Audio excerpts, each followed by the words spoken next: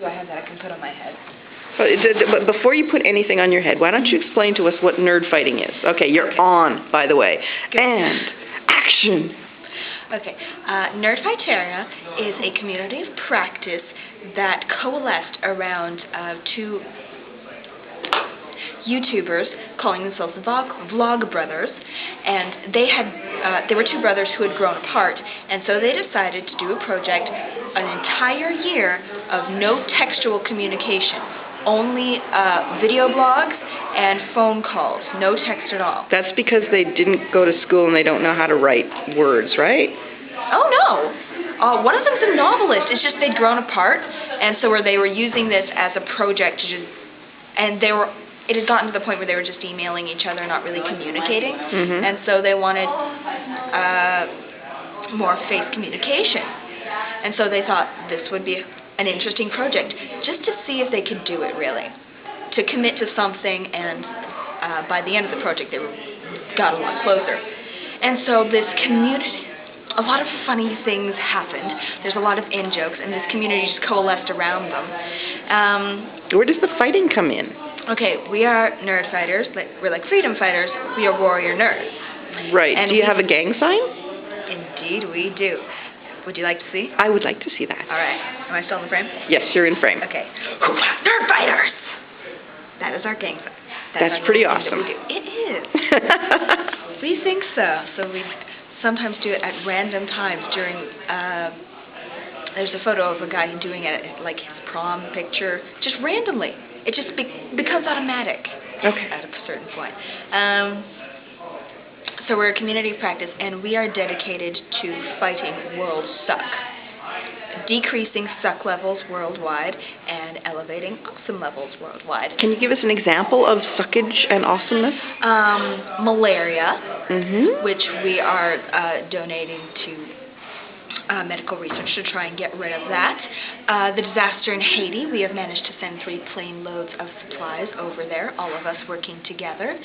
We're working with Kiva.org, and all this through the Foundation to Decrease World Suck, which was set up by the two brothers. So that sounds awesome. Yeah, and various other things that are very cool. There's a lot of in-jokes. There's a forum.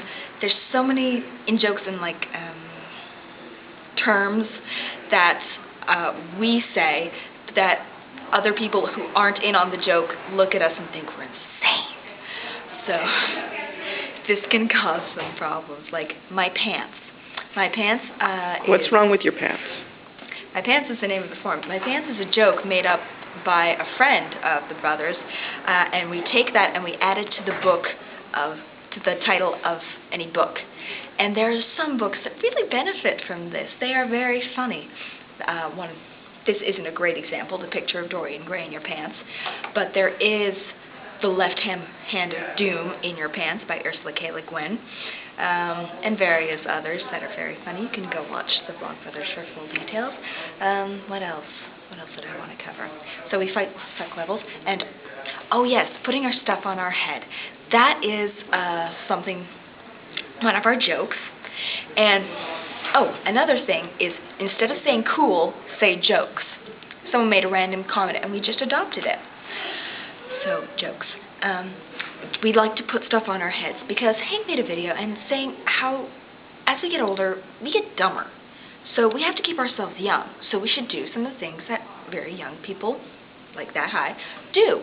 And one of the things we've noticed they do is put random stuff on their heads, like cereal boxes or anything they can find. And so it's common to put things on your head, just for fun, anything. It can be the picture of Dorian Gray on your head. It can be your glove on your head. It can be a shoe. It can be anything, object you can see, whatever you feel like. Is there anything you would not put on your head? Anything that's too heavy for you. Some people have a lot of neck muscle and upper body strength. They can balance heavy things on their head, but if you can't, that could be a safety issue. So this is something you should train for, something you should take seriously. Well, if you want to do really heavy stuff, or you could just do a couple books on your head. Right. And you don't really have to train all that hard for that. Not if they're paperbacks. No, even if they're hardbacks, they're not particularly heavy. You have never read War and Peace, have you? No, I can't say if I have, though it is on my list. I have a really long list to get through, so it may be a while. But just the one would be fine. And then your only concern is how funny is the title. Right. Or anything else that's like sparkly. You can put a chandelier. So there are style points involved. Oh, yes.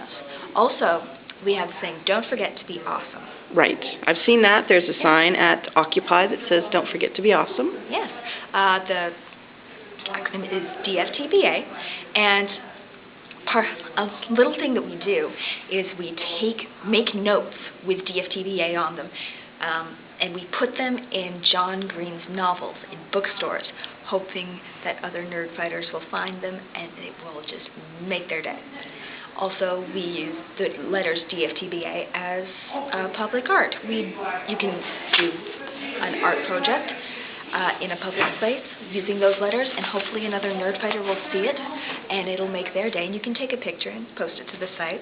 Also, people do funny animations with the term nerd fighter, like someone cut off little bits of butter, put it in a pan, cold butter obviously, and spelled out nerd fighter and videotaped it, and then turned on the heat, and then it melted into a froth of awesomeness.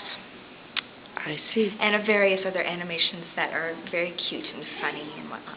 Also, happy dancing. Happy dancing. Yes. Could you demonstrate happy dancing for us? Okay. Well, everyone's happy dance is unique, and John had to do his happy dance for the camera as part of a punishment. And then a whole happy dance thing started.